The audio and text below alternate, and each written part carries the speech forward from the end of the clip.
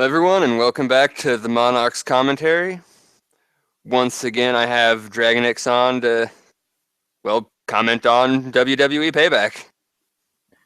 Maybe a little less ranty this time, but, still things to pick at. Yeah, I think this was the much, much better show than WrestleMania.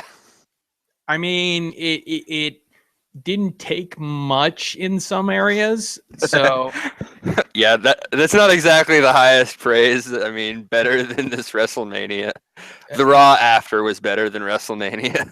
A lot of things were better than WrestleMania, but in the grand scheme of things, there's still a lot of interesting choices that WWE is making. Yeah, like, in retrospect, I don't think I hated WrestleMania as much as, like, when we initially did that podcast. It was still a pretty bad show, don't get me wrong, but...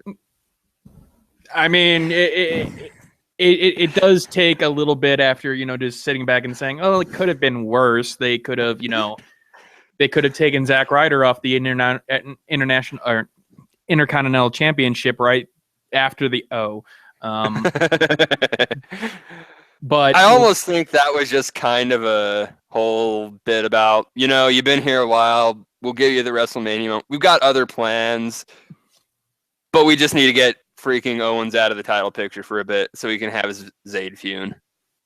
I mean, Zayd feud. Zayn feud, but yes. I mean, are we sure it wasn't just for that one stupid Snickers commercial? Who knows? I would not put it past him some days. Some days I definitely wouldn't put it past them, but that's the bitching about WrestleMania some more. I guess we just start with the pre-show. Mm-hmm. What was the first one? Corbin and Ziggler?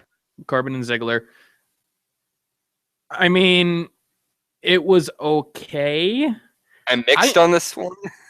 I'm not a fan of Corbin. He just looks so... I mean, I'm not necessarily a fan of big guys, but even people like The Undertaker or Big Show, they sell a bit more than Corbin does, especially with the dominance of an opponent. Something about Corbin, it just looks like he's like not bothered to be there. Like he's there because he has to be. He's not there because he's, putting on a show. He says things, it just falls flat for me. See, I do kind of like Corbin. Like, he's not a guy I think is great or anything, but like how they ended his run with NXT, I thought was fantastic. When they actually gave him a bit of fire when he was just so pissed off at Regal. Mm-hmm. Like, that little bit was good. I thought they did good when they introduced him in the Battle Royal. It's a good way to kind of just bring him into the fold. He hasn't been great as a heel, but I think he's been okay. He's been slowly improving. You see, I think that the problem for me is that his storyline has been written reasonably, and I just don't think he's taking advantage of it. I think that, putting Ziggler, against Ziggler and, beating the crap out of him, I think he can do a lot with that, but, like his reaction after he got rolled up, it was just like, this happened the second time to you after the Aries incident. You should be, pretty pissed off right now. And you just seem like you're like, oh, grr, you got me this time.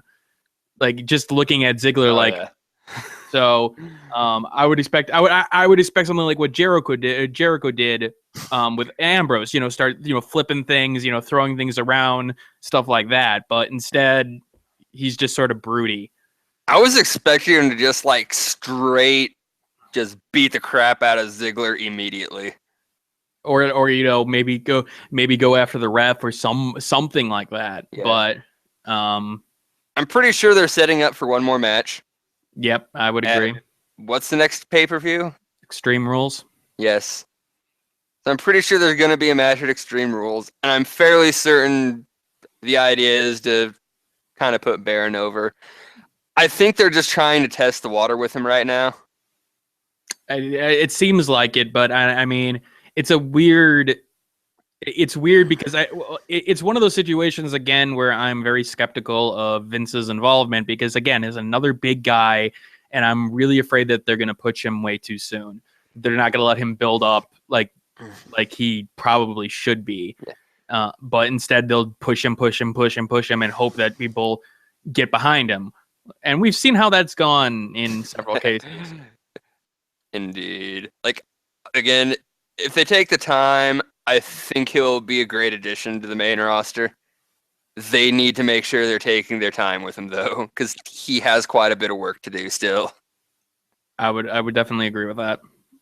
But again, I have seen him slowly improve since watching NXT, so I think it can work out. I see another Ryback. Oh God, please no. Please not another Ryback. Well, we can get into that though, because despite that, Ryback hasn't been improving. Yeah, because next up was the title match with Kalisto, which is once again on the pre-show.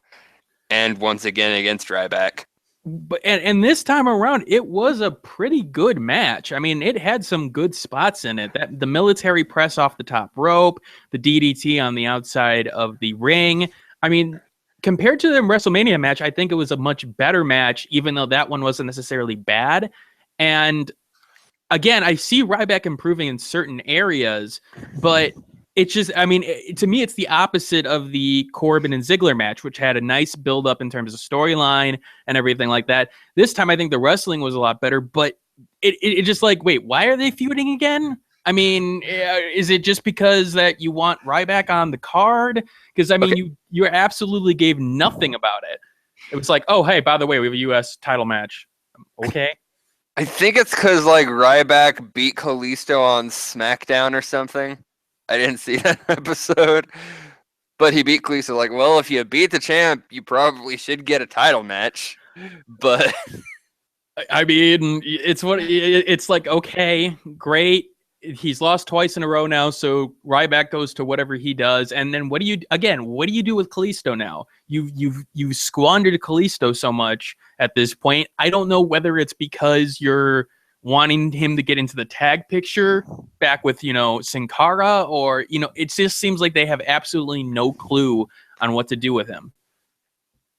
I want him to just give him the singles push.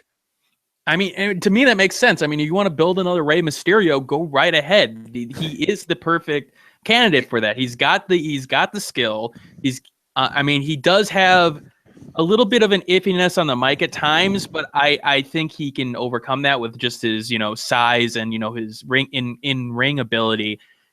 But if you're going to put the U.S. title on him, make it mean something. Again, make it mean something like it did for John Cena.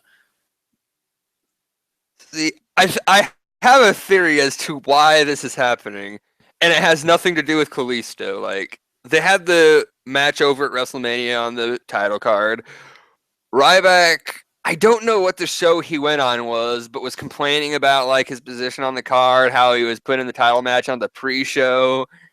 And my first thought was, did they do this just to piss Ryback off more? Like, fine, you want to complain about being on a pre-show title match? Let's do it again. I mean, I would be surprised, but I mean, you're going to punish Kalisto for that? I mean, honestly, what are we in third grade again? Yes, it's WWE. Yes, we are. Sadly, yes, that definitely could be the case. Yeah, that thought was just like in the back of my mind. Like, are they just fucking with Ryback at this point? I mean, are they wanting him to quit? I don't know. I mean, there's better ways of getting rid of talent than and not have your fans. Again, it was a good match. It's just, it's just like it's a title match on the pre-show. Yes, you want people to like, okay, maybe I'll buy the network for this, pay-per-view, but then build up something to it. I mean, the U.S. title is most definitely the TV title of this reign right now, with the Intercontinental title meaning at something now. Indeed. I've heard a lot of people say like Ryback should probably just go to Japan for a while, and I was thinking that might not be a bad idea. I mean, it may not be. Who comes out of Japan for the worse? Like in terms of ability and mic skills, not so much with how WWE is going to use them. But who goes to Japan and comes back worse than before? I mean, it is definitely a possibility for him at this point, and he probably does need a little bit of work. But I don't see that at this point, only because he just seems like he doesn't really care, if that makes sense. Yeah, I can see that. Ryback has never done anything for me. Like, he's gotten better in the ring, but just I don't care about his character. Like, when he talks, I just zone out. When he's up on the ramp, or well, what used to be the ramp, but he's in front of the entrance and he's doing the "Feed Me More" chant. It looks like he's just going through the motions. Like, I'm going to throw my left arm out. Now I'm going to throw my right arm out. Now I'm going to tilt my head up and say "Feed me more." And this is what I was programmed to do. It's almost like he's robotic in several cases. The Rybot. Yeah. Like, if you could get some more personality, it would probably be great, but he's just so boring. Yeah. But all right. That kicks us off to the actual show, opening with the tag match. And I mean, it was going okay, and then all of a sudden, I mean, what can you say about this match at this point? I mean, when it was starting to like pick up, whiplash to the mat. I mean, that was. It's good that he's only got a concussion. It's good that it looks like he won't be out for a period of time, which is pretty damn lucky at this point. Go ahead. Oh, I was about to say, because it looked like something snapped in the neck when that happened. It did. It was pretty scary at that point. And some people were thinking it was a work, and I'm just like, there's no freaking way that you don't have people not react to that. Like, you could hear, like, right before that, you could hear Xavier Woods like yelling like, "Oh God, he killed him," like almost Jim Ross style in the background. And then everything goes silent when the ref puts up the X symbol, that injury symbol, and like everything goes silent. It's almost like crickets now, and it is really, really scary. It's good to see that like Superstar's got his back. Kevin Owens on Twitter checked in on him, with a typical Kevin Owens style, with him just smiling and like with Enzo in a nightgown in the back. Cass still looks weird in a suit. I'm just gonna say that right now. But I will say that it has been really refreshing, the resurgence of the tag division, in particular.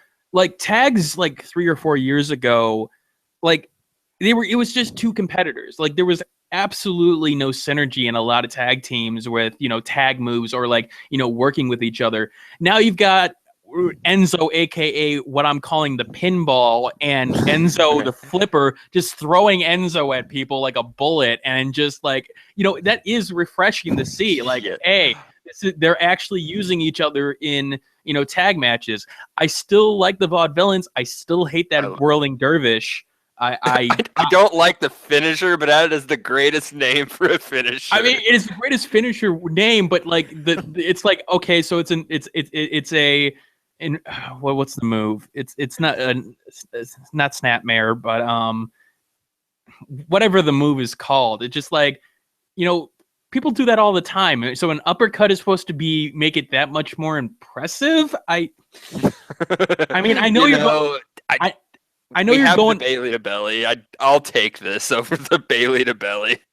I mean, the Bailey to belly. You have the like. Okay, it seems to be out of like not suited for her in terms of like the size difference, so I can understand that a little bit more. Here, I understand they're going for the old timey type of okay, this is an old school move, but make it like a power bomb or something. Make it something that would be more physically impressive, to show the strength. This just doesn't do it at this point, but it'll be interesting to see what they do on Raw now, because obviously it's just there's a big question now. Like, okay, the Vaudevillains win? Were they supposed to? Like, they were my prediction to win, but after this, I can't really say for sure if that prediction was right. I mean, I really doubt that you had Enzo and Cass go over at that point because, again, I don't know. You just turn New Day face mostly, and I mean, you put Enzo and Cass right up against that. That seems to go against it. It seems like you'd want the Vaudevillains to go. Yeah, I was expecting interference from the Dudleys.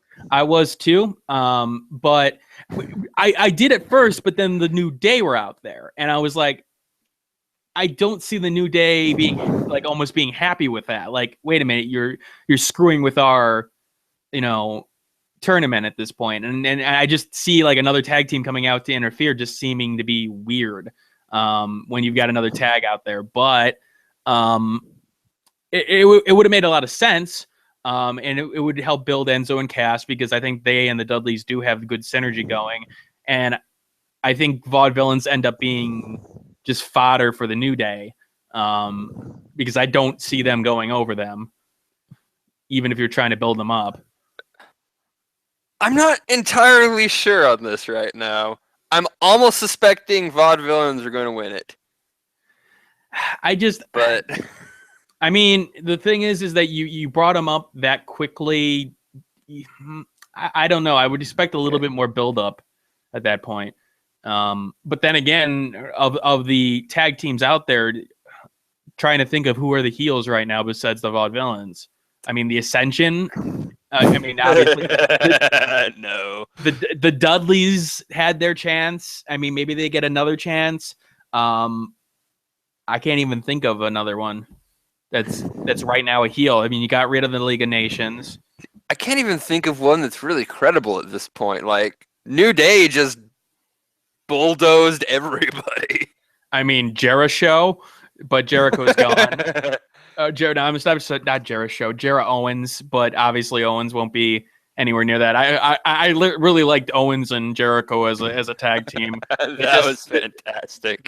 But again, it is everything is now sort of down, and because of the fact that Enzo got hurt, I don't know what Cass does now for the time being. I mean, he just sort of steps back at this point, but. With Enzo not out for long, I don't really suspect they'll really be putting Cass onto anything. They'll probably use him on a couple house shows. Yeah. And as soon as Enzo's back up, right back into the tag title picture. Right. But overall, I mean, a downer to start the pay-per-view officially, but you can't help it. Yeah, it made it a bit hard to get into that next match until they made the announcement of, hey, he's moving, he's talking. It seems it's going to be okay. And, I mean, of all the matches that could go on next, I think the Owens-Zayn match was probably the one that could get the crowd going again. Like, because, again, those two just have incredible chemistry. It's good. This feud is never going to end. Years down the road, they're probably still going to have matches, and I'll be okay with that. It doesn't matter if they're just beating the crap out of each other just randomly throughout the show. You cut to them, they're still beating the crap out of each other. They have that chemistry, and that match was one of the best matches of the year, I think. It was a great match.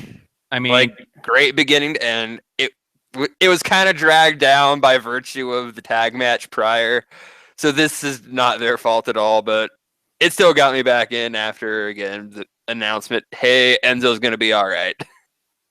I mean, Owens is the heel. Just, again, I can't say enough about Owens as a heel. He knows how to present. He knows how to get heat on him.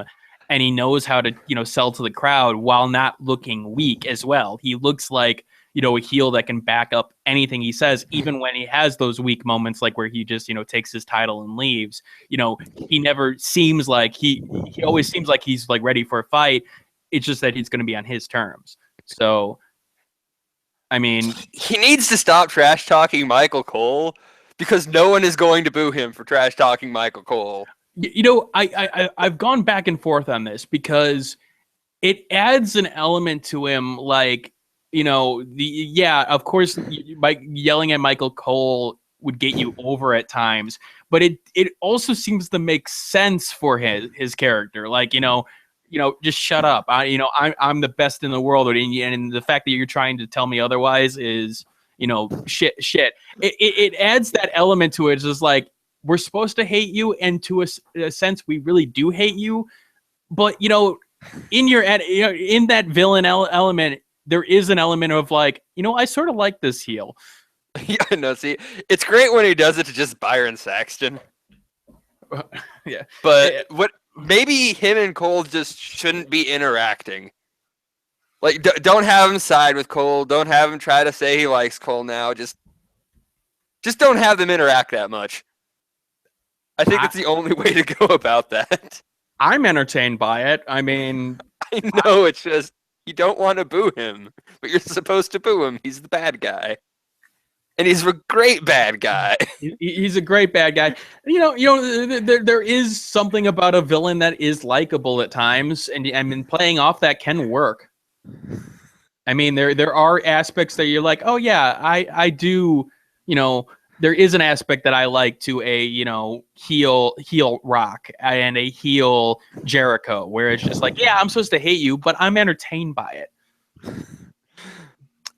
True. I just don't quite think it works with Michael Cole here, because it's not like he's doing something different than he does with anybody else. People just hate Michael Cole. I mean, maybe it's his way of commenting on the current commentary situation. Maybe it's possible. Maybe it's a meta way for him to say let them be unrestricted at this point, or maybe get Morrow in there, or maybe yes. I can't be the only one who, when the main show started, my first thought was, "Where's Morrow? Why is he off the show? He was the best commentator they have right now. He calls the match." I mean, it's gonna take a while. I mean, eventually they'll see, I hope, but until then, we're still. And it's not like Cole can't do it. It's again those wonderful restrictions they put on it. On that commentary team with those notes. Again, you watch the Japan commentary where they did it over there, where they didn't have somebody in their ear, and it's a lot better. It's just like, okay, how much are you held back at this point? But with that said, Morrow doesn't seem to give a shit about that, where he actually calls the match, because he probably has the credit to do that. Where it's like, hey, I announced MMA fights. I announced all over the world. You're telling me how to do my job? No, I'm pretty sure I know how to do my job. Oh yeah, I still loved it when it was like him and King. I don't remember if it was this one or the last one when he was on the pre-show, but he's all, "An Okinawa driver." He's like, "Okinawa driver," like, made famous by this guy. Who's that? You're just like, King's just like, I don't know what you're talking about. What? I'm here to make titty jokes. I'm here to be the heel now that just because. He's just here to be king. Yep. Yeah, Ronaldo just outclasses these guys right now. I mean, the only other one I put him on the same level, or put on the same level, is Graves, because Graves can really sell things. But I think I want Graves still in NXT, because I'm afraid what they're going to do to him on Raw and SmackDown. See, I'm hit and miss on Graves. He kind of bounces back between being a great commentator and just, what are you talking about, Graves? I guess I don't see that other part. Yeah. Maybe it's just because it's compared to Raw. He is, even at his worst, he's not as bad as Raw can get. Yeah, but that's not saying much. Yeah, I do like Graves though, especially how he sells Asuka. He's afraid of Asuka. Or who wouldn't be afraid of Asuka? That's the real question. All right then. So, tag match, sad finish. We had Zayn and Owens, awesome. I was wrong about Zayn going over. I'm happy Owens won it though. I mean, that one was probably the most difficult to call tonight because, I mean, that could have gone either way, especially, it's going to be a feud that's going on for a while. So it's like, okay, it could go either way at this point. Yeah, I don't think they're going to have another match at Extreme Rules yet. Could be wrong. I think it'll be a fatal 4-way, but we'll get to that. Yeah, because next up was indeed the Miz Cesaro IC title match with Owens on commentary, because Owens just felt like, again, he sold it very. The pre-portion of that match, dragging Graves into the ring, making him ask, the question, and then being like, "Yeah, I'm going to join you on commentary now because I'm Kevin Owens and I do whatever the hell I want." And yes, and you know what? It really did add to the match because it was that moment. There was building of like Owens like wanting he says, "I don't care who I'm facing," but during the match, "Come on, Miz, you can do it, Miz." Just he like, did okay, not want Cesaro. just like, okay, yeah, no, he's definitely selling like this, big guy who doesn't want to face Cesaro very, very well. And it actually added to the match. Like, okay, his commentary is talking about things, but always putting it back on him. Oh yeah. Owens just, I can't think of a time he's had a mic that it has ever went badly. Even when joining up. Even when he like stumbles over his words, he immediately is back on the mic, like, like either making fun of what he just said or, getting angry at the crowd for, reacting to it. So it's not, he knows exactly what he's doing there. So now, the only sad part about it is that I think he overshadowed the match because, honestly, like the Miz and Cesaro, they put on a good match and some good spots, but like the only thing I could think of is like, okay, when is Zayn coming out to attack Owens? Because yeah, he powerbound him and whatnot, but something's coming. Owens isn't just there to screw with them. Oh yeah. See, I actually really dug the match. I thought it did a great job at just making, the name Cesaro just seem like a monster of a man. I mean, he came out with the injury. He's still taped up on the shoulder. Interferences was ran a couple times by, what's her name? Maurice. You got Owens fighting dirty. And after all this, Cesaro is still just about to win this match and only doesn't because of the fight that breaks out. Yeah, I mean, it makes all this to put freaking Cesaro down. One of these days, refs will be able to figure out, when people roll up tights, because it's just like, okay, here we go again, another roll up tights victory. But it makes a lot of sense in this case. The promo afterward on YouTube, did he win legitimately, and trying to justify it? No, that didn't work. I'm sorry. You're trying to get more heat on you, but it's just like you're trying to force something that's not going to happen. Honestly, I really like the Miz as a heel. I like the Miz as a heel too. I like the combination with Maurice. I like his arrogance, and I like the way he works the mic and works people. It's just that one part of that promo. It's just like, no, I don't buy that. I'm sorry.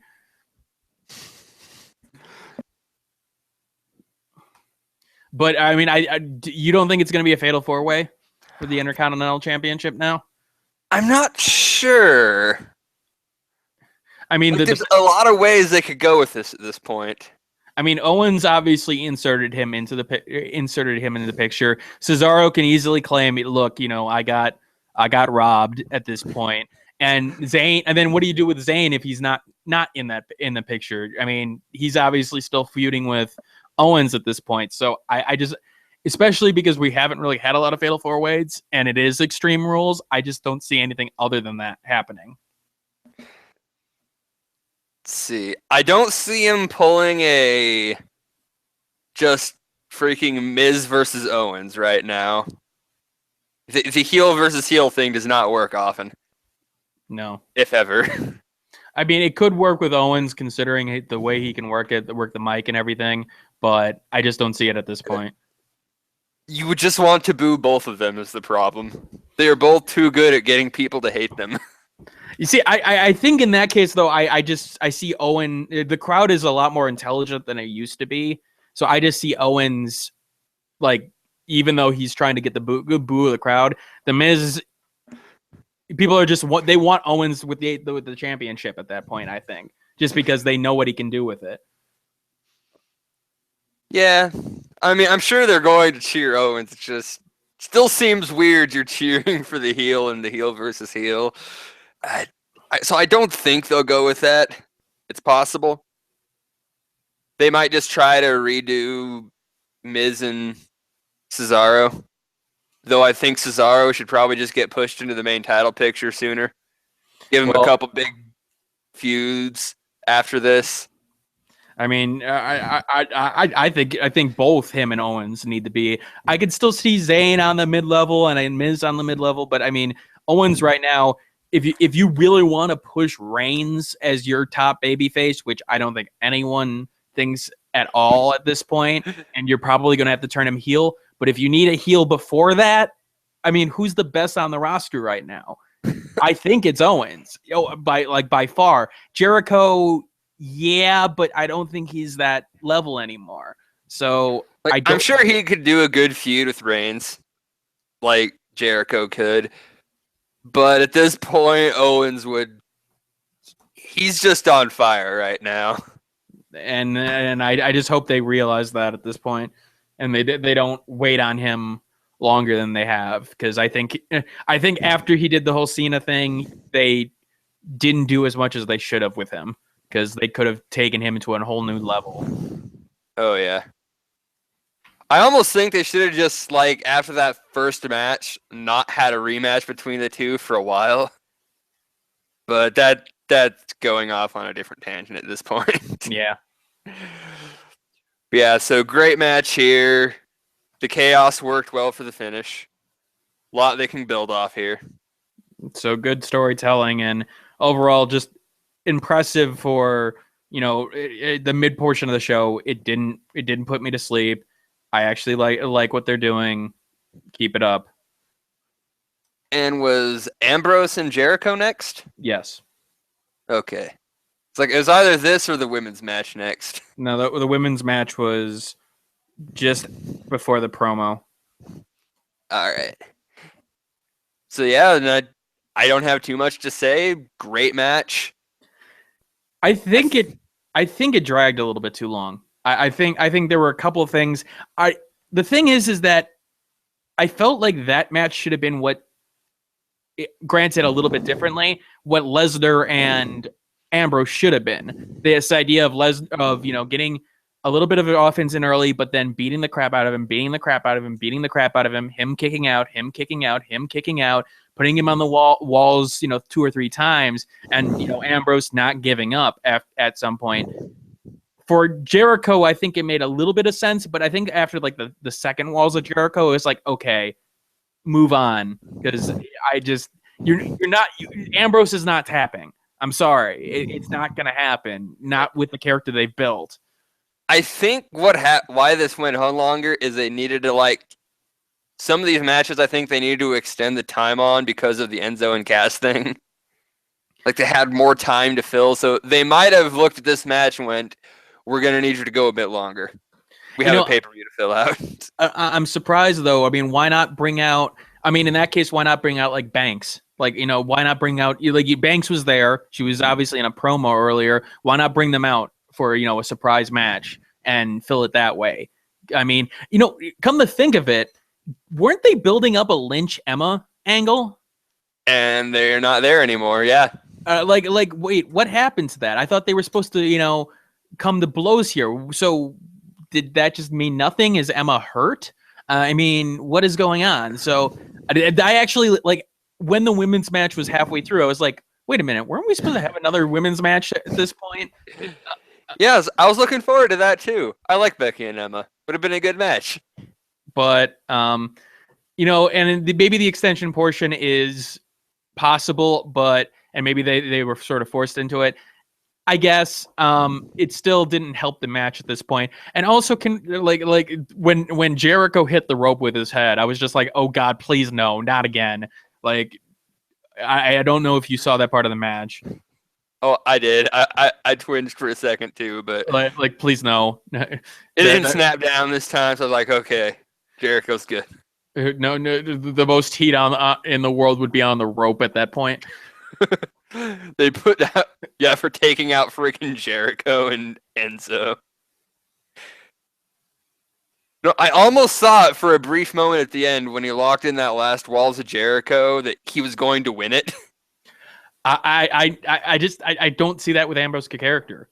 They built him up as the guy who doesn't, he didn't even tap when he was put on the Walls of Jericho during that Raw. So why would he tap now? Like when it wasn't even a match. I know. It's mostly like I heard a theory a bit ago, like Jericho wins at Mania. He's been winning a few matches recently. Like the whole theory that someone said is in case, like, say Rowan's out on injury, some of these other top guys get injured because of all the injuries going on lately. They wanted to give Jericho some legitimacy because you almost know when they ask, like, well, this guy's injured, what are we going to do with the title now? His name's going to get thrown into that picture. Yeah, that's possible. So I was always like, they might actually have him beat Ambrose here. But with Ambrose, like Ambrose hadn't won. When was the last time Ambrose had won? Like at a pay-per-view. I can't think of it off the top of my head. And you got to give him. He is one of your top baby faces. You got to give him a bone now and again. I think it was when he faced Luke Harper at WrestleMania last year. Oh, that's God. The last victory I can remember him getting at a WrestleMania or at a pay-per-view. He might have had one since then, but I want to say there was at least one before that, but yeah, he hadn't really won a big match at this point. So, oh wait, he won with Roman Reigns against Wyatt and Rowan, or was it Wyatt and Harper? Yeah, I mean, of course, because But then they turn around and lose against them in the freaking tag team match when they bring in Strowman. Yeah, and was Jericho in that one? Yeah. But now you see, now the question is, what do you do with Ambrose? I mean, okay, Jericho, from his Twitter feed, he's gone for the time being. He's on his yearly, probably his band or anything like that. Heel wise, Corbin. I mean, but I think Ziggler is going to give him another, portion. I mean, the Wyatts, they seem to be turning face, so I don't necessarily think that makes sense. Intercontinental, I don't think he makes sense in. United States, obviously not. I'm trying to think of what other heels are there in the tag. Or I mean, Sheamus. Do we really, Del Rio, Rusev, maybe Rusev. Maybe if you want to start building Rusev up as that monster heel again, maybe you push him on Ambrose, because that to me makes some sense. Yeah, that is a good question. I mean, pretty much anything Ambrose has been involved in is kind of wrapped up already. So I just he's got this talk show angle now. I don't know if that's gonna stay. I hope it doesn't. I mean, I think he does a lot. I like his, humorous segments and all, but I think it does better when it's actually connected to his character. Like the whole, the chainsaw segment was like, okay, this is ridiculous, but I can actually buy it. So I hated that part of the match still, but anyway, I could just see Paul Heyman like, you do realize that's gonna kill someone, right? I mean, are you that dumb? I mean, I okay. Wouldn't the ref call for the bell? Just like, I understand this is a no DQ match, but I don't think it means to go that far. Oh, just a quick comment, like on the tag divisions before we get on to the women's match. I can't be the only one who thinks the tag division has now turned into a glorious cartoon show. It Vaudevillains. well, if the vaudevillains, and then like even Enzo and Cass with the Hey Arnold references, like, wait, what? Like, okay, you're embracing the internet culture, I get that, but that just came out of nowhere. Like, okay. Like, I wasn't even referring to that reference specifically, but it is kind of funny.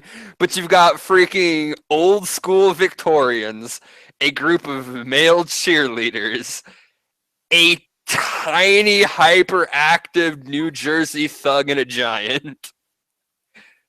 I mean, you had the Matadors. Lucha Drag. It's a glorious cartoon now.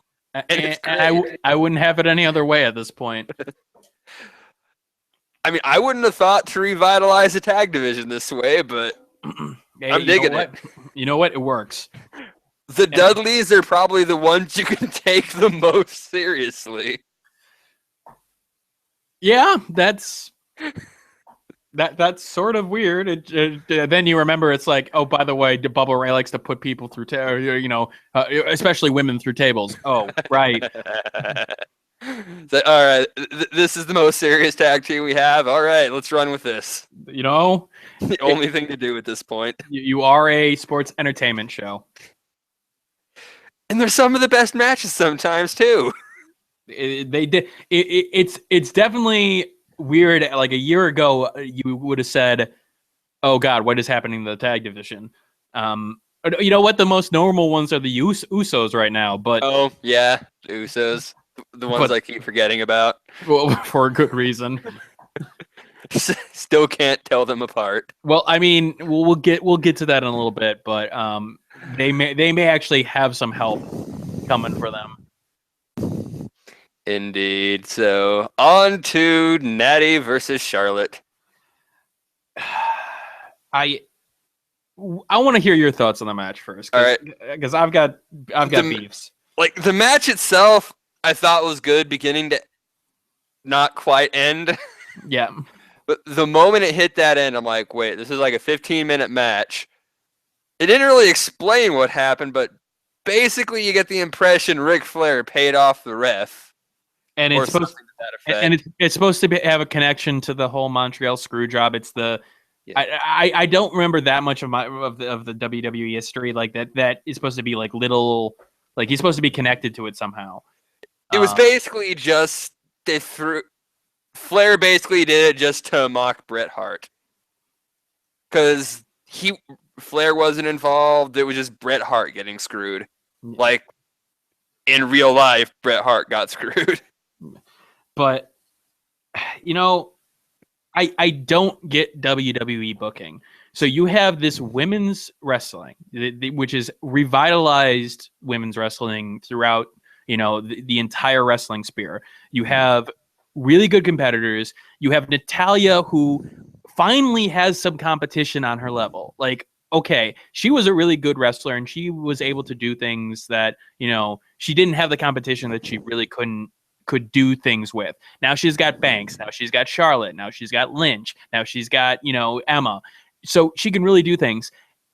And you want to, push that. You want to push that take this wrestling seriously. And yet every single time it comes down to either A, it has something to do with the managers, the male managers, or B, it has nothing to do with the wrestling. Like, I get that Charlotte's a heel. I get Charlotte is going to win via nefarious means, but there's a way to still focus on her winning in nefarious means as opposed to Flair winning by nefarious means, which I feel like they keep on pushing. Like, oh, this is like almost an ego trip for Ric Flair. And I don't understand why. See, I don't have too much of a problem with that. My problem came in, he paid off the ref. Why did this match go 15 minutes? So much earlier, freaking Charlotte had Natty in a submission. This should have been a short match if this was the finish they were going for.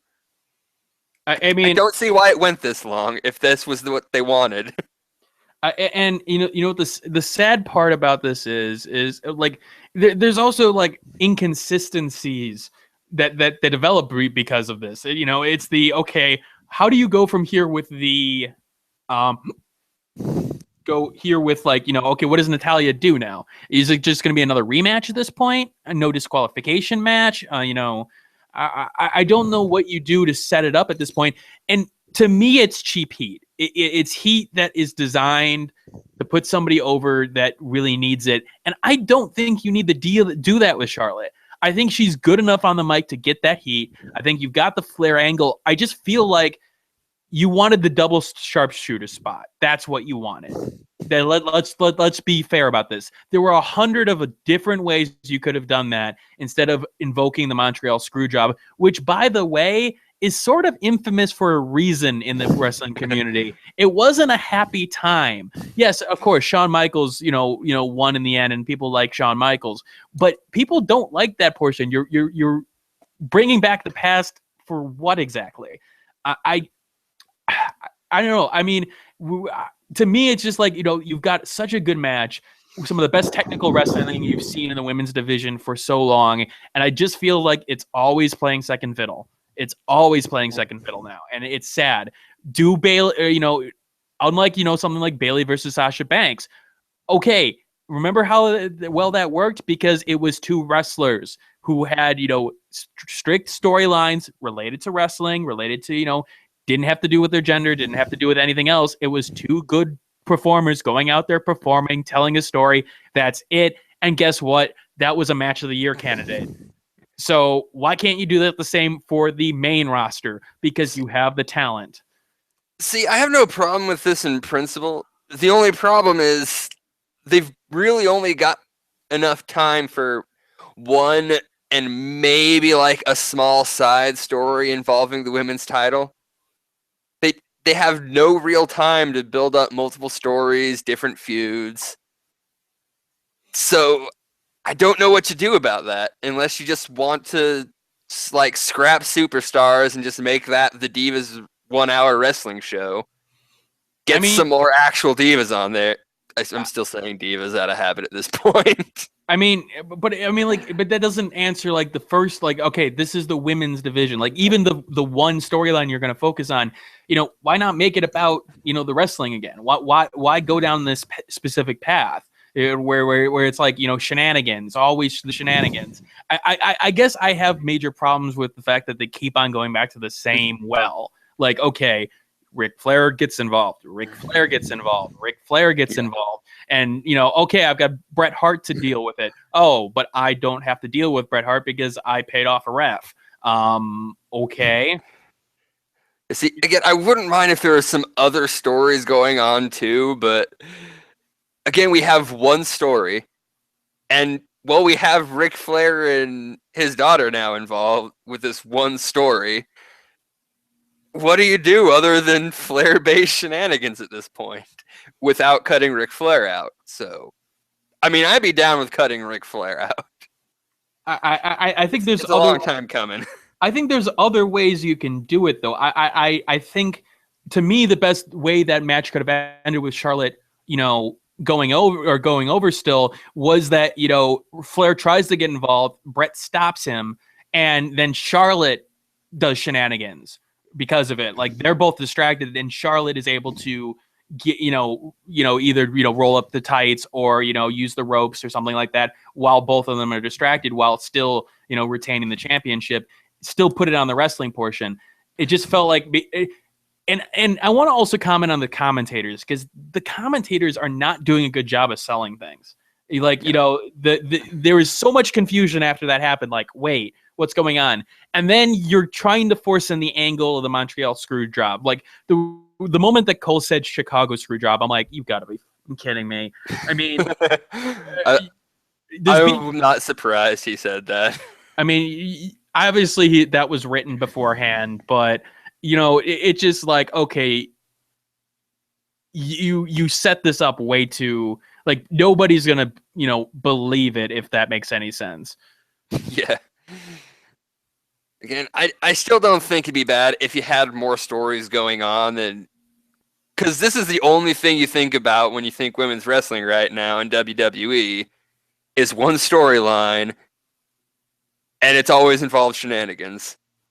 If you had multiple things going on, I don't think it would be that bad.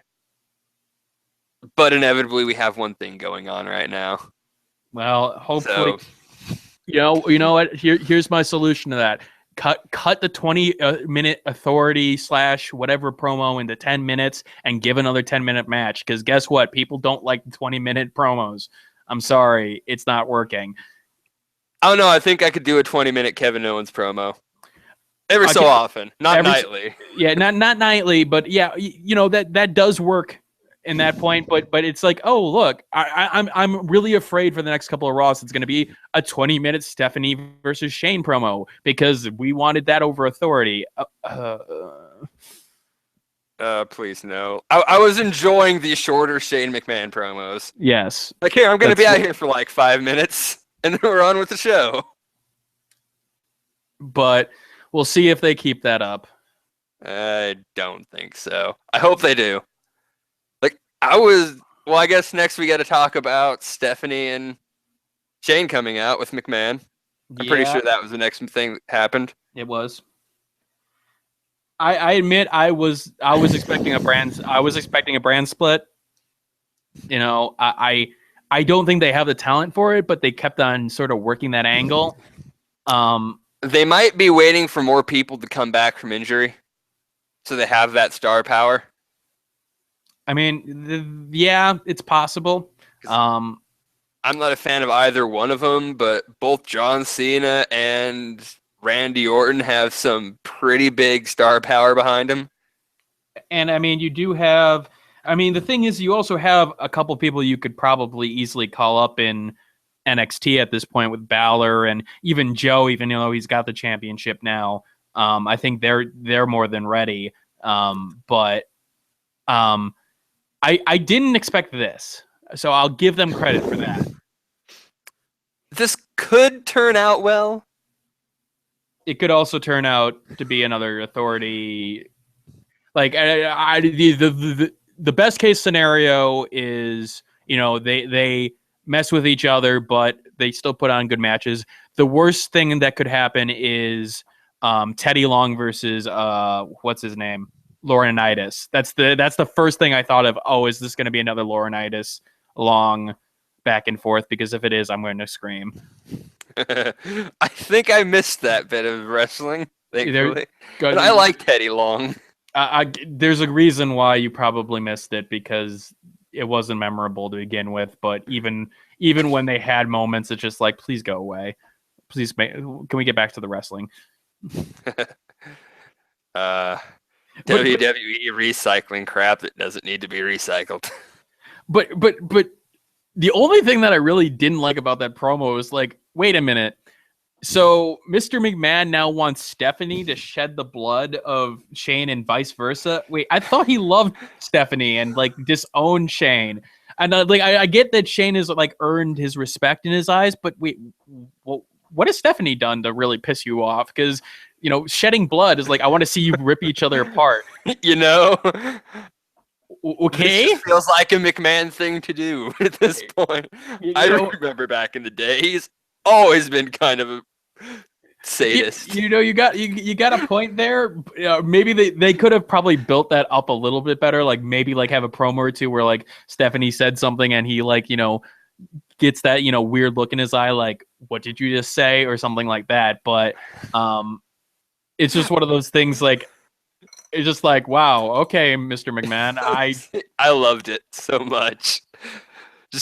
It just feels so in character with what McMahon would always want to do. I also did like the angle that with Shane with like actually using the media, like, hey, look at all this media is telling you that I'm better best for business at this point. And fans say it, the hand thing, but. Okay, let's also do one thing in there. Did you have a feeling that there were online themes within that promo? Because the one thing that sort of popped up to me was the misogynist comment. I laughed so damn hard. Like they're having the heel start calling people misogynists. But there is this weird theme. Like when McMahon came out. And he said the word he was using, you used the word specifically ethics. And I'm like, that's a weird word. Like, that's a weird word to use. Like, I like for McMahon. Like, McMahon is always about business. So for him to use the word ethics, I'm just like, that's sort of out of character. And then all of a sudden you get, misogynist. And I know I may be reading in between the lines because of things that I look at on the daily basis, but it's just like, are you working off of internet controversy right now? Because this is just, it just seems, it feels so out of place, but in a sense that I could relate to it. So it's like, this is strange.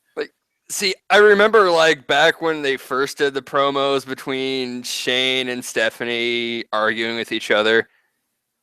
Like, Stephanie just came out and said something about freaking how, oh yeah, you want your sons, not my daughters. And I'm like, no one was talking about gender here. Why did you just bring this up? I'm like, well, freaking internet commenters had been bringing that up for some reason that was beyond me. It's like, no one was talking about gender. He just said he had 3 sons he wanted to have the business around for still. So a bunch of internet people started making it about gender. Then I think they decided to bring that in, and I'm not entirely sure why. I still laughed. I mean, I still laughed. It's just one of those, there was an awkward feeling, like, I'm afraid of where this is going to go, for that this is going to get into a weird place in this, feud. And I'm really hoping that it doesn't go the route that I think it could, but, all power to him. It was probably one of the best promos from a McMahon for a while at this point. Yeah. Like, when Vince gets on a roll, he's not lost it at all. His reaction to the Chicago crowd was pretty entertaining. Like, just like Punk chants. Well, just like going like, okay, come on, get it out of your system. Come on. I know you're more than that. I mean, he played that off brilliantly. He played that off where it's just like, you guys aren't going to shut up. So you know what? I'll let you have your moments. I'll even try to, push it for you. And then people started to shut up, and it was like, okay, yeah, that's what I thought. McMahon is still the master on the mic. Yep. But so yeah, we're gonna have co-GMs. We'll see how that turns out tonight. I suspect shenanigans. But will they be good shenanigans? Yeah, it's Raw. It will be a combination of good, bad, and horrible. Indeed. Next, we are on to the title match. The title match was better than I thought it would be. Just let it show, for the record, AJ Styles now technically has 2 wins over Roman. Yep. If it was a best out of 3 match, he would have won. But that, you see, that I liked. I liked the fact that they did a good storytelling element there, where okay, now even the moment after they got the co-GMs, McMahon comes out, says, we're restarting it. Stephanie comes out, we're restarting it. We're not going to win off of that. Although the second fall, like again, the announcers didn't do a good job. Like, I saw that, AJ was, grabbing his crotch at that point, like he gotten hit low blow. He didn't get hit there. Yeah, that's what I thought too. I'm like, that's a weird, like, why is he, clutching his, it was maybe a half botch, and maybe the announcers didn't know what to do at that point, but the announcers also didn't sell it at that point. Like, I wasn't sure if he was faking it or not, but I liked a lot of this match. They were both kind of wrestling like heels the whole time. You had AJ like bait him out. I was like, oh, come fight me out of the ring. Run away, jump in the ring, cheap shot. You see, I didn't take it that way. I took it as tactical. I took it as, okay, he, in the first moments of the match, it was established that physically Roman was far beyond him. That, he kept them pushing him away. He kept them doing it. So that at that point, Styles made a choice. Like, okay, I'm not going to be able to physically outdo him, but what I can do is mess with him at that point. So I didn't get the whole heel wrestling portion. I thought he was fighting as a face, but was fighting as a, okay, I know you're coming. I know I'm not going to beat you in a straight fight, and I'm not going to roll. I'm not going to hit you in the balls or anything like that. I'm going to force you to play my game, and that's when things started to change around. See, I don't know. I thought he was doing good, like when he started going for the low kicks and whatnot. Like, smart idea. Play off the hamstring and things that like angle. that worked. It was the goading him out of the ring. Like, come on, let's fight outside.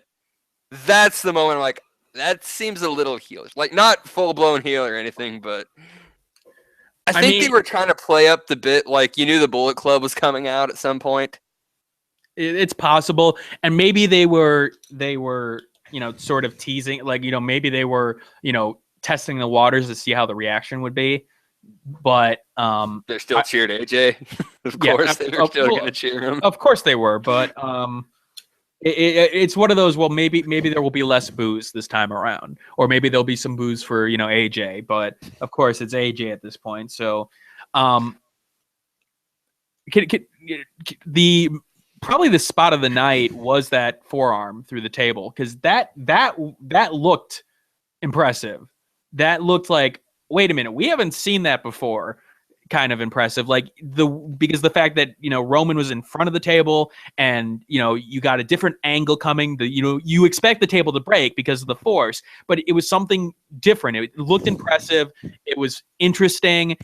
And then, it was a nice angle where, AJ has to make the choice. Wait, I can't get him back in the ring. Well, shit. I guess I'll take the victory. So I really liked that portion of it. Oh, I did like that part. I like that. I liked when Shane came out, said, nope, restarting, no count out. Then you had what may or may not have been a low blow. And Stephanie come out, like, oh, well, I guess it's a no DQ. The moment she said that, okay, Doc Gallows and Anderson are coming out right now. There's no way that's not going to happen now that this has been made a no DQ. Right. This is where I stopped liking the match. I still enjoyed it at that point. It was a weird moment. Like they played off the fact that AJ may not realize, that Doc Gallows came in. Doc and Anderson came in. I'm like, he does have some ring awareness at this point, even if he's got a concussion or something. But the Usos come out. The panic that sort of comes about. I thought it was done fine. You knew the ending was going to. You knew because Roman's the golden boy that he's going to go over clean. Because of course he is. He's Roman Reigns. He's the next John Cena. But I would have loved if just they turned on AJ, and we saw the formation of Roman Reigns as the head of the Bullet Club, or whatever, or the Roman Empire, as they would call it. You see, I just don't. I don't they see. Wouldn't. I don't see. Well, like from a perspective, like if it was somebody like Ambrose, or if it was somebody like Rollins, I could see that happening. But if you're going to be the leader of the Bullet or Balor or whatever the club will be, you gotta have some charisma. You've got to have something to work off of. And unfortunately, Roman he's not good. He's not good on the mic. He doesn't have that charisma.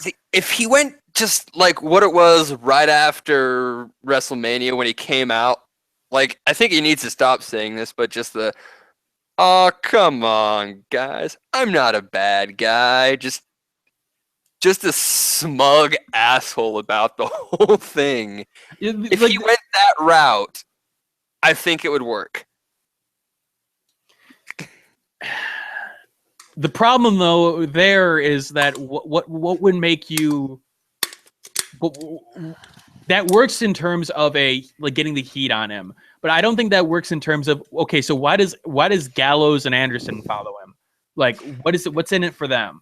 It's like he doesn't have the charisma to bring in new people, and being an asshole isn't worthy enough to get that. Like with the whole Rollins angle and the, authority, there was something there. Like, okay, you are the new champion. You're going to help us, establish our reign at this point. So there was a reason for, Kane to help him, for a reason for JJ security. I just don't see how Anderson and Gallows are like, oh, are they going to get tag team title shots right now because of Reigns? I mean, Reigns is hated by the authority in most cases, so that doesn't make a lot of sense. And it doesn't make sense from even like working off a Shane angle, because the internet loves Shane. Shane listens to the internet. They're not going to listen to, oh, by the way, we all hate Reigns, but just because you're the champion, I'm going to give you a shot. I don't see that. So I guess I don't ever see Reigns as the family angle with the Usos. Maybe. I mean, maybe if you form a stable that way, but I think it could work. Like they need to do a bit of work to explain why exactly they're helping, but I think it could potentially have been a great way to just really full-blown heel, because people have been wanting him to go heel for a while now.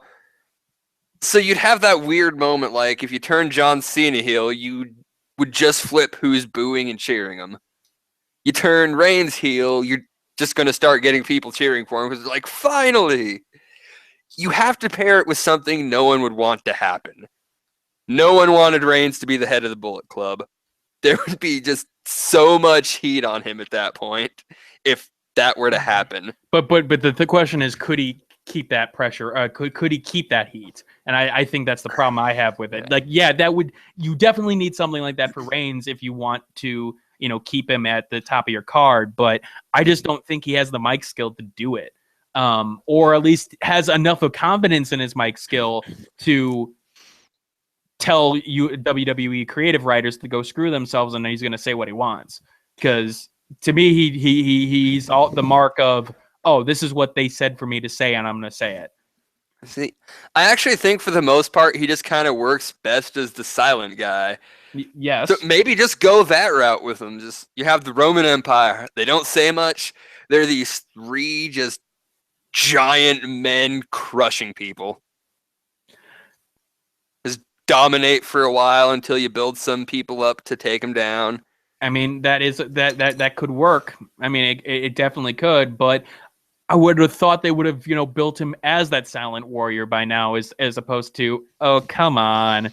Yeah, just brief moments of just smug dickishness, and the rest just crushing people.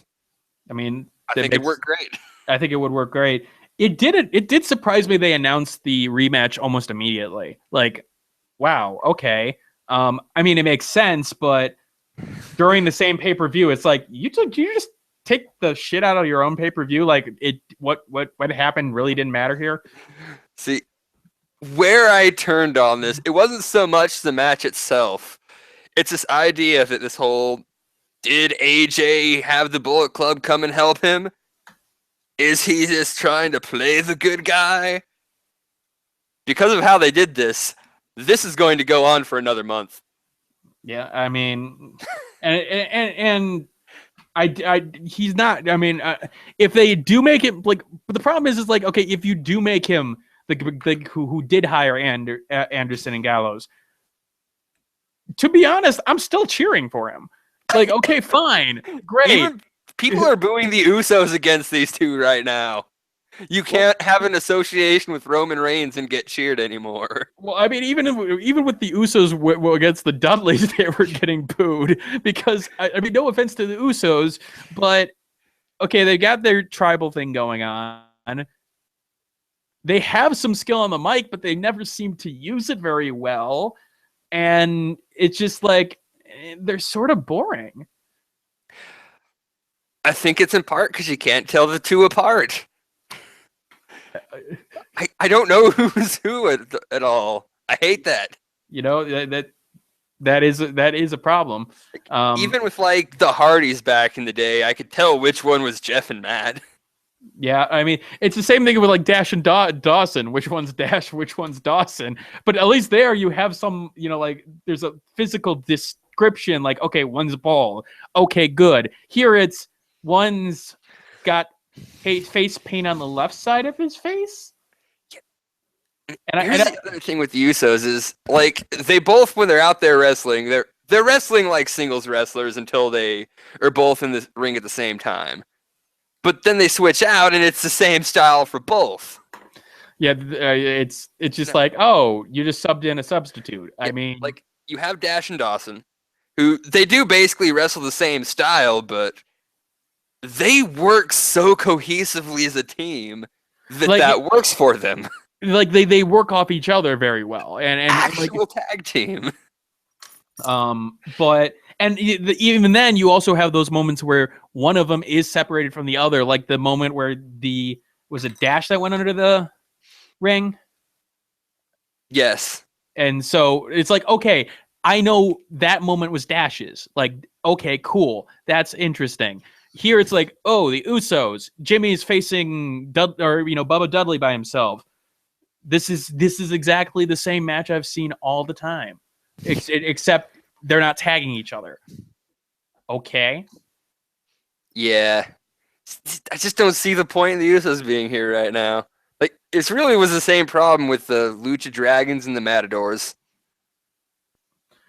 The Lucha Dragons, I think that was true up until the triple threat for the tag titles when Kalisto went with the ladder. Because that spot was vicious looking. That one spot was like, oh shit, look at what that guy did. Like, that made Kalisto. That made like, oh, everybody's like, damn, I want to know what about Kalisto now. And so that in that one moment he had that identifying moment, like he's the guy who did that off the top of a ladder, and so now he got some identity at that point. But here, like, the Usos is just like, okay, they're brothers, they're and their cousins are Roman Reigns. They kick people, they do frog splashes, they do a lot of super kicks. They which is getting old. I'm sorry. I like a good super kick now and again, but like every match has, like, remember when a super kick meant something? It was a finisher, man. Like, yeah, now they're just thrown out. But like, okay, here's a kick. Like there are good moments like with Kevin Owens matches where he does a super kick where it's just like you could hear the impact and it's like, okay, that's a super kick. And especially a dude that size doing a super kick. And it looks like a finisher. Yeah, they usually kick out of it, but it's usually 1, 2, 2.5, barely kick out. Now, here it's like, oh, a super kick, 1, 2 kick. Just like, okay, that you apparently have the kicking power of like Dudley from Street Fighter at this point. So I don't know. But yeah, my main problem with that last match is just it's going to drag this thing with AJ and Bullet Club out way longer. We're in exactly the same place we were with this storyline before this pay-per-view. Yeah, that's. I mean, the one storyline that was added to was the McMahon storyline in this match. It's like, okay, they moved that along, which is weird because they did more for them than they did for the actual, Roman angle. But to be honest with you, the WWE Championship right now is the third title on the card for me. I'm more interested in the Intercontinental Championship, and I'm more interested in the Tag Championships. Like, definitely. Like the WWE Championship, okay, he's got the title, woohoo. Actually, no, the Women's Championship means more to me at this point. Yes. So it's just like, this is supposed to be your top title. This is supposed to be your big guy. There are ways that you can get it. I know that there is some person in WWE Creative that can figure out a way of getting Roman over, because God forbid they have gotten people over that I would never expected to get over at times. But it just seems like this angle of, oh, he's going to be the big brute monster that's going to win, and he's just going to be sort of, nonchalant about it, is not working. And I don't care what you think is going to happen. the crowd is reacting, and you are turning down the volume for a reason. I don't know that it's weird because they just started straight acknowledging these boos like freaking King on the pre-show. It's like it's fun to boo Roman Reigns. That's why the crowd does it. It's like, wait, what? It's just like okay. It's fun to boo Roman Reigns. Okay, good. All right, I make him a heel. Then make him a heel or make him acknowledge that. And if you're going to acknowledge that, then don't ever turn down the volume at that point. Like I don't know if they did it in this match. Like I don't think they did. Like at the start of when Roman came out, the boos were deafening. The boos were like, "Yep, that's it." And it's weird because it's just like, okay, if he's your face guy, the face guy has to respond to that in some way. Like even like when babyface Lesnar had his like reign of, he's the big guy, and I don't think he was necessarily heel at that point, but when he like faced Rollins, when he got booed, he did react. He did like, sort of give that crowd a look like, you're really booing me? Is this really what's going down? I'll beat the shit out of you. Like Roman is just like, okay, ignore it. Well, no, as a face, you don't ignore the crowd because unfortunately, that's how it works. The heels work the crowd saying, you don't mean anything. And the faces are like, yeah, you mean everything. Daniel Bryan is the greatest example of that. Indeed. It's weird because I know they've acknowledged it. They acknowledged it the Monday after WrestleMania when he said, "Aw, come on." I mean, and then you see, they acknowledged it. And like that moment, like if they had just stopped on that one, that would have been that I actually liked. I liked the first time he did that, but then they did it a second time and a third time, and it's just like it was the exact same promo too. It wasn't anything different, and it's just like, okay, no. All right, acknowledge it. Do something completely different the next time where he reacts. Maybe gets a little angry or something. But having him just shrug it off like, "Oh, come on," and say the exact same phrase, it sounds so robotic. It's just like, okay, this guy's got no personality. Okay, just let him go, smug asshole. Yeah, he seems like one from like all the interviews. Let Roman Reigns be Roman Reigns. Yeah, just let him be the heel. Still let him win clean, I guess, if they want to. You can win clean as a heel. I mean, Owens has been a shining example of that. But I mean, you can make him dominant. Can I also say that I'm sick of the spear. I'm sick of spears in general. Like okay, Batista had a spear, Edge had a spear. I understand it's supposed to be a devastating move, but like when that like takes down AJ in just one hit, and the Phoenix Splash doesn't take down Roman, it's just like, hold on a second. Huge body flipping at a huge velocity and hits him with the same force as what probably a spear does. And multiple of the freaking phenomenal forearm, which is that is not a pleasant word to say. Phenomenal forearm. Okay, we're gonna make this work. No, you're not. I'm sorry. The phrase isn't. At least rename it. What was?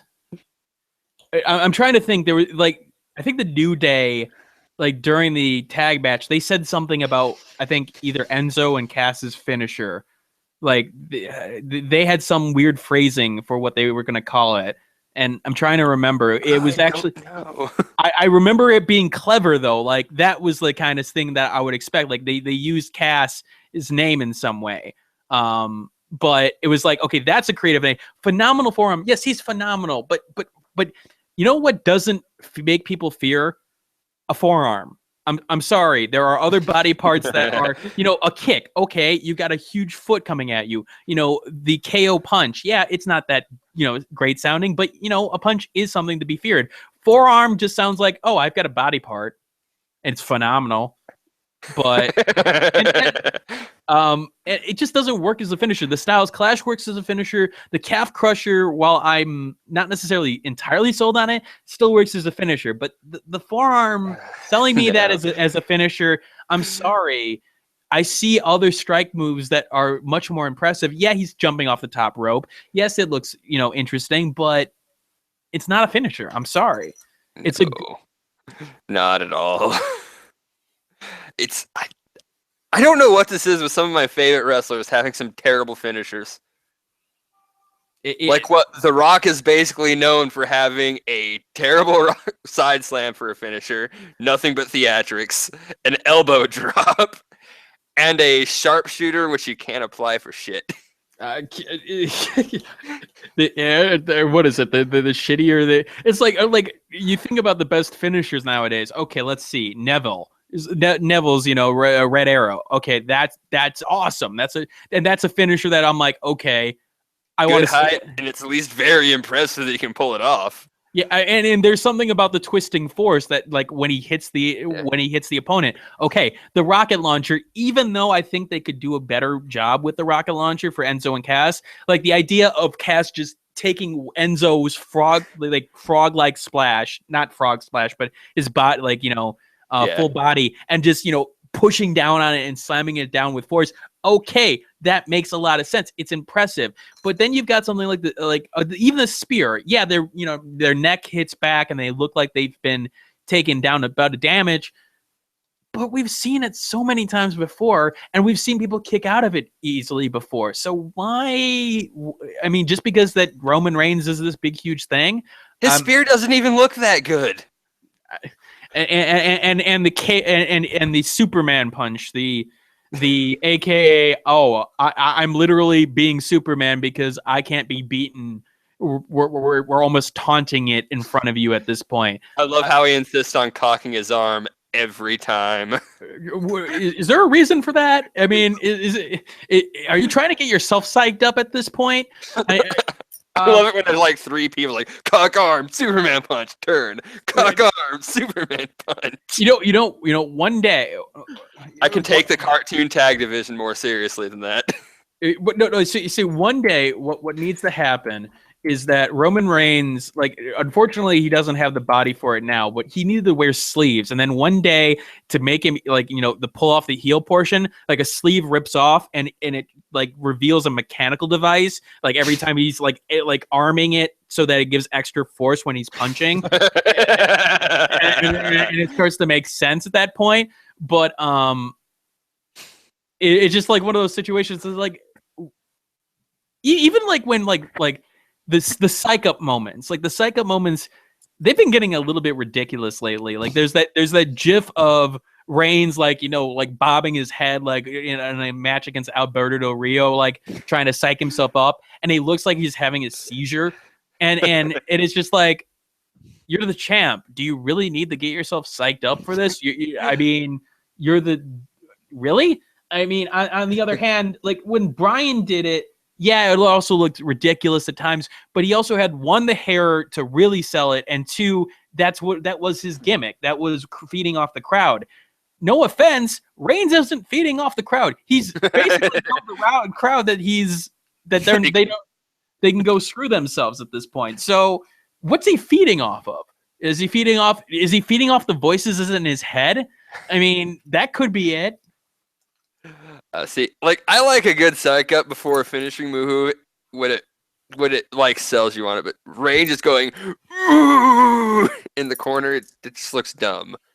And then he hits a spear, which his spear doesn't look that good. Conversely, look at Edge, whose spear didn't look all that great either. It almost looked like he was just hugging their belly. But crazy man look prior, just the build up. Yeah, the okay, I'm gonna spear you and I'm going to enjoy every single moment of it. And okay, yes, it wasn't as impressive, but I could also buy it at that point. With Reigns, it's like, oh yeah, you hit a move. Congratulations. What are you doing with the scream? I'm surprised he doesn't do that every single time. Just whip back into the rope, and as he's about to do the surprise spear, still go, ooh, and then hit. At least that would be funny. It would give a little comedy. But I'm trying to think, honestly, his Samoan drop is more impressive than his spear, which is sad. But he needs to take tips from Charlotte on how to make a spear look good, because her spear actually looks pretty good. As long as he doesn't take tips from Charlotte on selling things, because she can't sell worth a damn. Like that like when Natalia got her in the sharpshooter at the end of the show, or at the end of that match. Like, is that supposed to be hurting? Is that your hurt face? You almost look like you're laughing at this point. Like you look so weird when you're trying to sell things. I don't know what it is about Charlotte and her ability to sell. It just doesn't work for me. But yeah, I agree with that one. That's the one thing she needs to pick up from Flair, is how to sell something. I mean, I know this is turning into like this, just like complaint after complaint after complaint, but I think it is cathartic at this point, because I think there's some major like there are a lot of good things about WWE right now. There are a lot of good wrestlers. There are some very good promo and very good characters, and I think the thing is that it's the characters that we want to see at the top of the card that are not getting the chance that they probably should. And all the good going on, there's so much of it, but sitting atop and trying to overshadow all of it is the worst thing about the show right now. It you know what, it feels very corporate. I think I haven't made that connection. It feels like you've got a bunch of people who are working their asses off and really making a good show, and then the one asshole manager who made it in because he sucked up to people is at the top, and he doesn't have the personality, doesn't have the skills, but damn it, he's liked by a certain someone because of his size, because of his, physique, and therefore he's going to be our guy. And regardless of whether or not it makes any frickin' sense. Yeah, I don't understand them sometimes. I'm hoping we do hit the day where all these people that are bringing up are going to be at the top of the card. Like, I'm hoping Baron Corbin improves enough, because if he gets the better mic skills and like keeps that steady rate of improvement, they don't push him, I could see him being like a top of the card heel. Guys like him, Owens, Sami Zayn is one of just the most likable dudes on the roster right now. You got some great high flyers with guys like Neville, Kalisto. Everything is there. But we're sitting here watching Roman Reigns in a terrible storyline. See, the thing is that what bothers me is like, okay, I'm looking at the last like 20 WWE champions. Okay, Roman Reigns, Triple H, Sheamus, Seth Rollins, Brock Lesnar, John Cena, Daniel Bryan, Randy Orton, and The Rock. Okay, 7 out of the 8 of those, like with the exception of Bryan, all of them have those bodybuilder physiques, or that, well, I guess that's not true. Seth Rollins is a smaller guy. John Cena is a smaller guy, and Daniel Bryan's a smaller. John Cena's a smaller guy. But I mean, like, okay, so the last champions, Reigns, Sheamus, and Triple H, like these big titans of people. At least with Triple H, there's some personality there. Sheamus, he's goddamn it, it's Sheamus, and Roman Reigns. It's just like we're in the I want to say the athlete era, where we're getting some really impressive moves. We're getting some really impressive wrestlers on all aspects. Like, okay, you got Cesaro, which has the physique, and he does some really impressive moves, even beyond the uppercuts and things like that. Like every time he does a drop kick, I'm just like, damn, that looks like a real drop. Like, it looks like a real drop kick. So why isn't he in the picture? Why isn't? I don't know. Like, I hear that McMahon finds him boring, but nobody else does. He's been getting just more and more popular as time goes on. His mic skills have improved a lot since the first time I've seen him. Is he more boring than Sheamus? If you're Vince McMahon, apparently. I mean, I wonder what Sheamus had to do behind the scenes. Like, did he get, because he got Bebop in Teenage Mutant Ninja Turtles, that we had to push him because of that, because he's got the kids behind him. I actually like Sheamus, but I just don't care about him half the time now. I I might have liked Sheamus at one point. I can't say I'd. I wish he'd stop doing the bro kick for his finisher and go back to using his Celtic cross. I mean, that everyone loves a Razor's Edge. I mean, that would make a lot more sense, but like the boots, the fist, the spear, it just like, oh yeah, we've seen it's like almost all the same finisher. Like I even like the dirty deeds, even though it's just a DDT, the double arm DDT. I like that more than the spear right now, just because it's different at least. I've always loved the double arm DDT. I don't know why.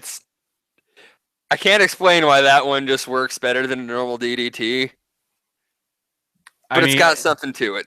I think also part of it is the fact that for at least for your Ambrose, he sells it with like the tongue out of his mouth, and he like the way that he gets the arms into like position. Like, you know, he every time he fails it, it's like he's like really trying to get it on there, and once he hits it, it's in the right position. So I think that's part of it, at least for me. But I liked it as far back as even when Foley did it. It's always been a fun move. But that definitely helps. So anything else? But I mean, CM Punk chants. Can we stop CM Punk chants? Nope, never gonna stop, especially not in Chicago. I mean, I'm from the Chicagoland area, but just like, okay, I get it. People like CM Punk. Can we get on with it? It can't get boring sometimes. Like, yeah. Like, well, yeah, like I had to get it just to piss McMahon off, though. At least last night's one made a lot of sense, but I mean, like, so like we've seen some promos or like some crowd interaction over the last couple of weeks where it's just like the Baron Corbin's debut match on Raw and the beach balls, just like, okay, come on, guys. I understand that you guys want to get into the show, but can you let them wrestle? Can we not make it about us? Like it feels like there's more effort of the crowd trying to get on Botchamania or something like that than actually those like organic moments, like the organic moment of Nakamura and Zayn, where it's like fight forever. That felt like the crowd was enhancing the match. Like, okay, you guys got involved at the right time. I think it had more to do with a lot. I think a lot of the Raw crowd are also the ones that were on WrestleMania the night before. But they already had their tickets, but they're like, we don't give a shit anymore. We watched that WrestleMania. We're done with you people, but we already bought our tickets. I mean, yeah, but you do it again in the one. Okay, so why not do that in like the what was the match that made no sense? The Summer Rae versus Sasha Banks match, like where when not Sasha herself, but when Summer Rae was on the mic. Why didn't she do it during then? Because God forbid we don't want any more Summer Rae on the mic. I don't remember that match at all. They wrestled? Yes, they wrestled. Banks beat her like within like 2 or 3 minutes. It was a squash match, but as it should be. I miss the squash matches. I miss. Well, we've still got Apollo Crews squash matches. Oh yeah, I'm not feeling Apollo Crews. I'm not either. He looks like he can do some athletic things and impressive things, but it's just he smiles like all the time, and it's just like The one time I was feeling him when it was him going up against Corbin, and he still had that smile, but just the talk of, I'm gonna murder this dude. But he still had the big smile on his face. Maybe he just needs to go psycho and just keep the smile. That's a possibility. I mean, maybe he needs a Terry Crews angle. Maybe he just cuts ridiculous promos. That would be great. And he has the smile and the physique to do it. So, no, he needs that smile, but start cutting like TNA Scott Steiner promos. I would love a good Scott Steiner promo right now. I mean, I guess I anytime I hear we should do this more like TNA. Oh god, like I remember last time we did one of these, I brought up like just comparing that whole chainsaw thing to we have now reached TNA logic. Just But like they had their Pop TV thing they started doing recently. I'm like, it has been a while since I checked out TNA. So what I'm gonna go ahead and do is they have the first episode they ever did for Pop TV just streaming live on their website. All right, I'll check this out, see how they've been doing since then. Now, rather than talk about the whole show, I'm going to sum this up in one thing. There was a guy in the front row of a TNA show with a Roman Empire t-shirt. That's all you need to know about TNA now, is their fans like the Roman Empire. Before this AJ Styles stuff even started to. Well, yeah, that's... Yep, that says everything that needs to be said. Well, I'm pretty sure we have now exhausted all Payback discussion now that I'm talking about Roman Reigns on a freaking TNA guy's shirt. I think we've hit a peak TNA right now. Yeah, well, again, thanks for coming on. Thanks for having me. And as usual, I've got his gaming YouTube channel listed down in the description. Since this is I think the only wrestling thing either one of us ever do. Yeah, pretty much. But yeah, feel free to subscribe to my channel for some of my gaming content. Subscribe to Dragonix's for all of his reviews. And enjoy your guys' night. Later, all.